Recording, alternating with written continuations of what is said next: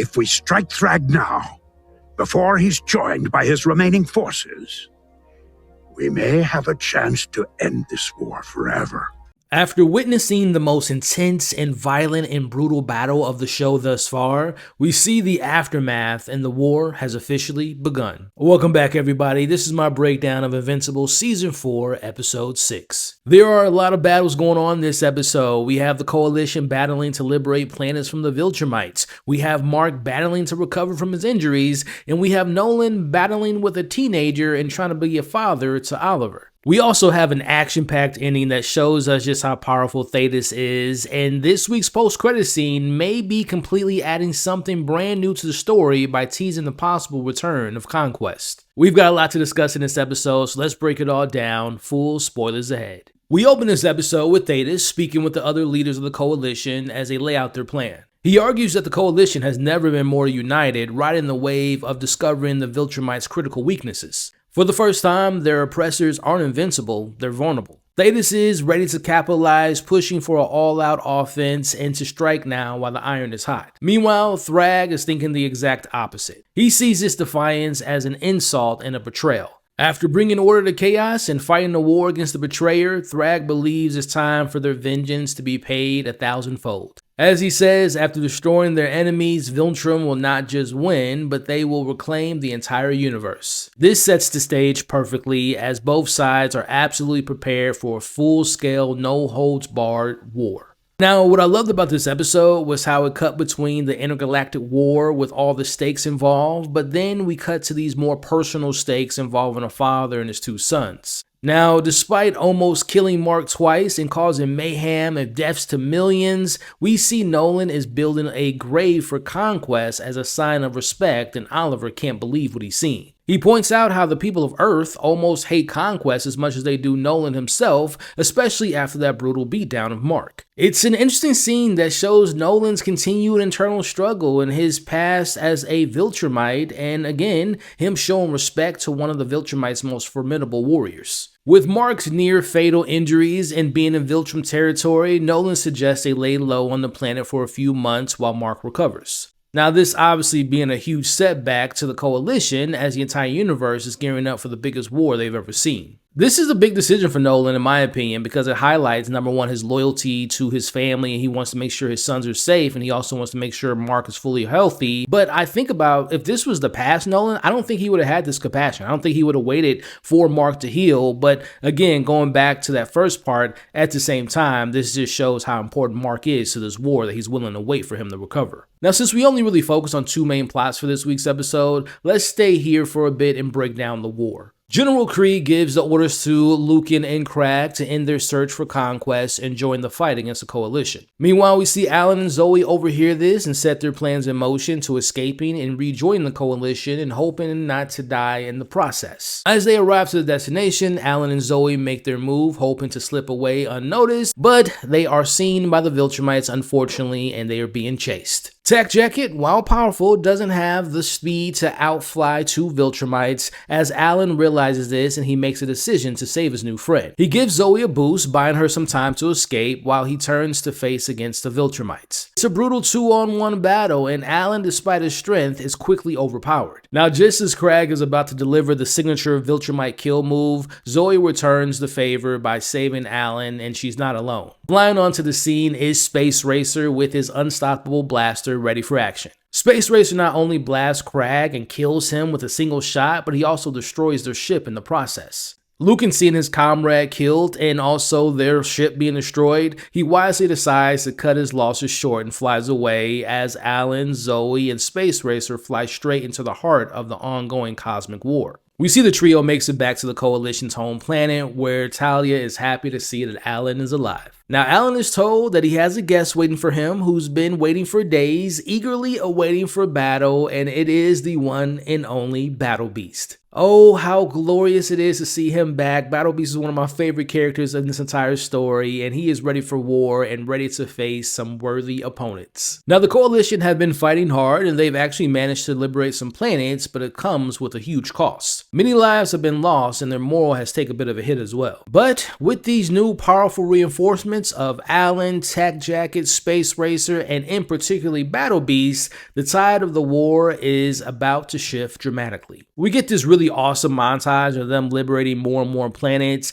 as Battle Beast gets exactly what he wanted, and that is glorious bloody war. He kills and finally gets to unleash his fury against a worthy Viltrumite opponent as we see Tack Jacket and Alan continue to work together, and they're slowly becoming a formidable duo on their own. And of course, Space Racer, he is a one-man wrecking crew as his blaster rips through another Viltrumite ship like it was made out of paper. We see the balance of the powers undoubtedly again shifting in the Coalition's favor. Now, this progress isn't going unnoticed. Thrag, observing from afar, sees the Coalition's rapid advancements. He learns that many of their previously conquered planets have not just been liberated, but they have actively joined the Coalition, adding more firepower to their arsenal. Krieg tells Thrag that some of the reasons for their victories includes the key 4 players of Alan, Zoe, Battle Beast, and Space Racer, noting that they've actually managed to kill individual Viltrumites, which is a feat thought almost impossible until now.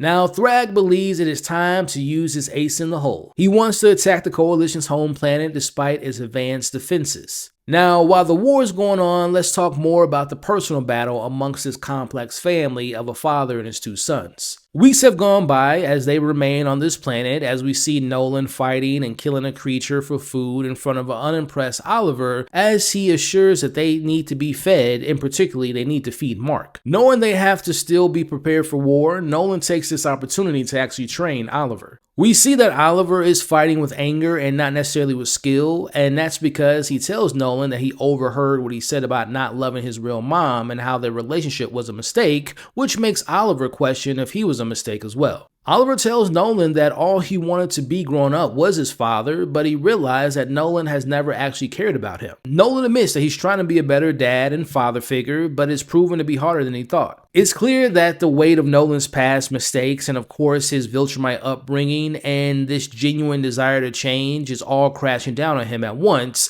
as we see Oliver flies away. Now, the tension between the two lead into the night, but Oliver finally eats as Nolan tries to have a conversation about his mom, but Oliver shuts him down immediately. This is a reminder that even though they're stuck together, the emotional distance between them is huge. The next morning brings a new challenge. As Mark isn't healing properly, he needs more protein. Now, this necessity drives them into a cave with eggs with the needed protein for Mark, but there's also an angry creature mom ready to defend her offspring.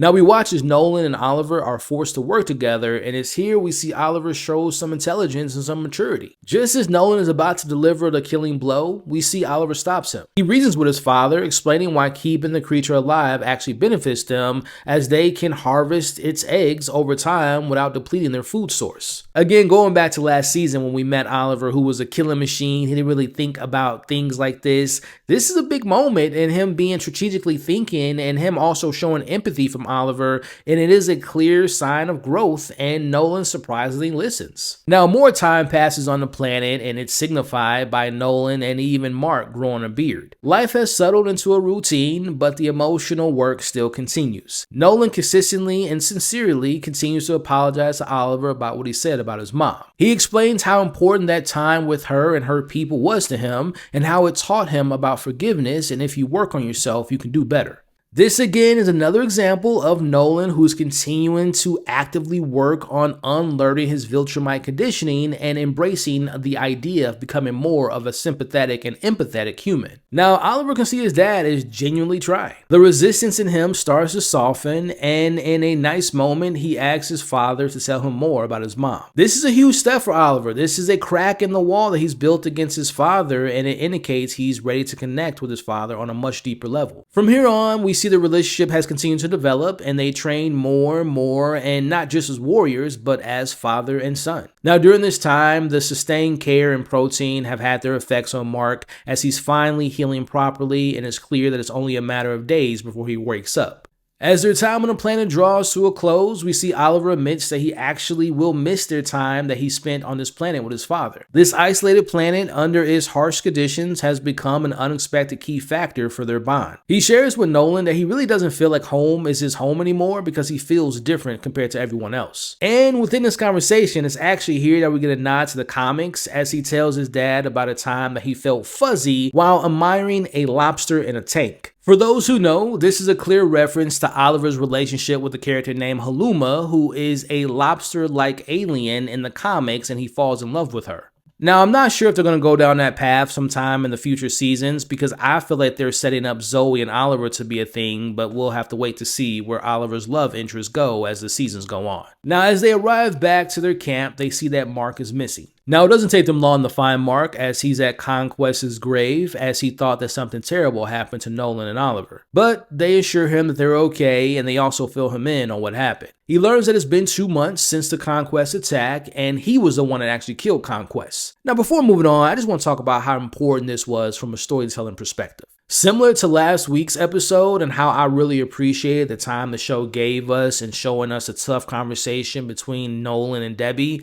I really enjoyed the time we spent with Nolan and Oliver as Mark healed. Yes, we all love the action in this show and how entertaining and brutal and violent it can be, but those scenes don't mean anything if you don't care for the characters. If you don't care if a character that we've been spending time with lives or dies, or you don't care about their arcs developing, none of those action moments mean anything. So again, I really appreciated the time that Nolan and Oliver spent together to get that development, to have that bond, because it leads into what we're about to see in the final half of this episode where the action I just spoke of comes into play.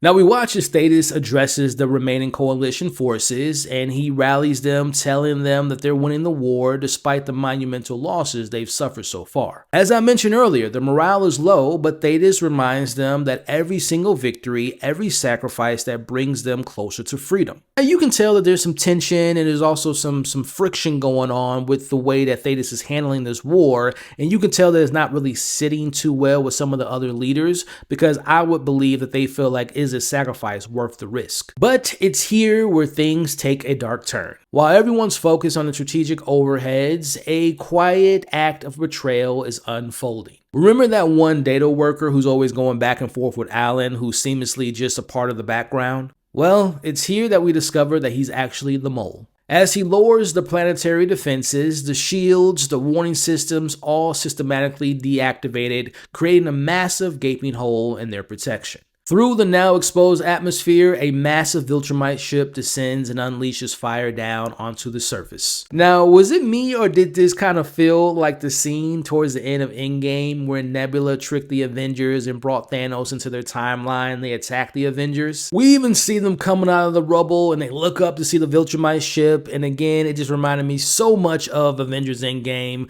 but unlike Endgame, out comes some familiar faces. It's here we see Anissa, Lucan, Krieg, and others as Thrag watches from the ship, telling them to not leave anyone alive.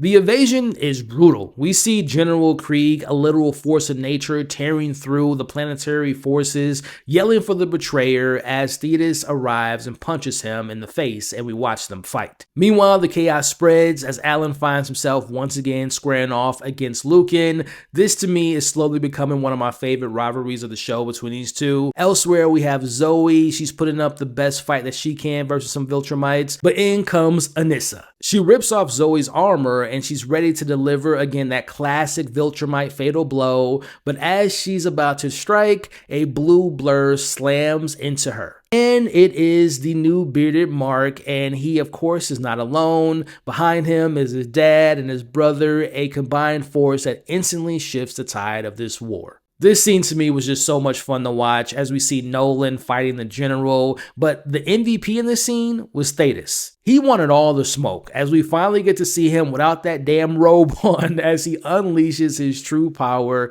and we actually see him killing some random Viltrumite with a single blow. Again, this is just a reminder to show us how formidable this ancient warrior truly is, and again, as they say, the older the Viltrumites get, the stronger they get as well. Now, with the ground battle turning, we see Mark and Oliver team up, focusing their strength on Thrag's ship. They tear through its defenses, causing a massive structural damage. Now, seeing that his forces are losing, we see Thrag retreats. He blasts off, calling for the remaining Viltrumites to regroup on Viltrum. Now his ship, which is heavily damaged and breaking apart, it begins to fall towards the ground level. Now, this was a true hero moment of this episode. Now, the heroes sense the catastrophic impact from the falling ship. We see them united for the first time. We have Mark, Nolan, Oliver, Thetis, Alan, and Tech Jacket all using their strength to keep this from falling to the surface as they ultimately push the vessel into space. Again, this is a very important display of teamwork and them working together, and this just shows that they are a group not to reckon with, especially when it comes to them working together. Now, the planet is bruised and battered, but the catastrophic loss is averted for the most part as the defenses are quickly brought back online. Now, in the aftermath, the mole is caught. He admits that he's been a betrayer for years, giving Thrag all the details about the Coalition's plans. He reveals Thrag's next move, which is a full regrouping on Viltrum, preparing for their final push. But Thetis sees this as an opportunity as he declares their next objective is to take the fight to them, to attack Viltrum itself and finish Thrag once and for all. So after this great episode, we gotta talk about this post-credit scene because it may be a major change from the comics. We cut to the planet where Conquest was buried, and we see the sand and steel, and the wind whispers past his grave. But then we cut to these footsteps in the sand leading away from his burial site, which makes me wonder, is that saying that Conquest is maybe alive? Now, him dying in last week's episode was almost identical to what happened to him in the comics, and in the comics, he did not return after that point. But it appears that Conquest, one of the most brutal Viltrumites, one of the most beloved warriors in Viltrum history, has possibly returned from the dead. Now, I could be wrong. This could be someone else on the planet, like maybe Angstrom came out of nowhere and is like getting his body or something. Whatever the case may be, I don't think it's a stretch of imagination to think that Conquest will be brought back, even though it doesn't happen in the comics, because, as we know, it's extremely difficult to kill a Viltrumite. Hell, we just saw Mark recovering after having his guts rearranged and taken out. So, do you all think that that post-credit scene is opening the door to something that didn't happen in the comics, which again is resurrecting Conquest? And if that is the case, where does the story go from here? Like, if you bring Conquest into the story, that really changes everything. I mean, I know people like myself and people of the comics have been waiting for a Conquest versus Nolan battle to be longer, or to have Conquest versus Battle Beast. So, I mean, if he's alive, I can see that happening, but how do you kill him in a new way? Or do you just, again, completely change the story moving forward? It has me intrigued. Let me know what you all thought of the post-credit scenes in the comments below. Overall, man, very similar to last week. I love this episode because, again, it gives us the emotional depth. It gives us the emotional impact as we see the bonding between Nolan and Oliver. It is so important to have a hero showing them recover. How often do we get to see a hero spending months of recovery, as we saw with Mark? So I thought that was great time spent on that part of the story. And then you take us to the war and the Coalition and them liberating the different planets, and Thrag getting desperate. We can see he's against the ropes, and Thetis, seeing him in action was so great. So again, whether it was the emotional stuff, the character development, obviously the action at the end of the episode, and then the post-credit scene, this is just one of the best episodes that we've gotten so far. And these last few episodes, last week and this episode, to me is gearing up for the final 2 episodes to maybe be some of the best we've seen in this series. With all that being said, this will conclude my breakdown of this week's episode of Invincible Season 4, Episode 6. Again, let me know in the comments below what you all think about the episode, from the bonding between father and son, the war, the Coalition, Thrag's desperation, the battle that we got at the end. Is Conquest alive? Let me know all your thoughts and theories and predictions in the comments below. In the meantime, I have reactions available to this episode that you all can check out. Of course, I have my other breakdowns you all can check out, but just something to look forward to. Us superhero fans, we're eating good this week. Not only did we get this 6th episode of Invincible, but we also have the new episode of Daredevil, but also, sticking with Amazon, we have the first 2 episodes of the final season of The Boys. All of those things I just talked about are available to watch on the channel now. Alrighty, y'all, if you're watching this on YouTube, do me a favor, hit the like button, hit the hype button, leave your thoughts in the comments below, consider sharing this video, but also consider sticking around by subscribing to the channel today. And then for those listening to this via podcast, Apple, Spotify, or wherever you all get your podcasts from, do me a favor, let me know your thoughts in this episode, but also follow the podcast, subscribe to the podcast, and consider leaving me a 5-star review. I would really appreciate that support. With all that being said, I got some other videos to make to cover the boys, to cover Daredevil, and other things that I'm excited for. So again, I hope you all stick around and follow the channel, subscribe, and follow the podcast. In the meantime, don't forget you all are awesome, stay safe, and I'll see you on the next breakdown.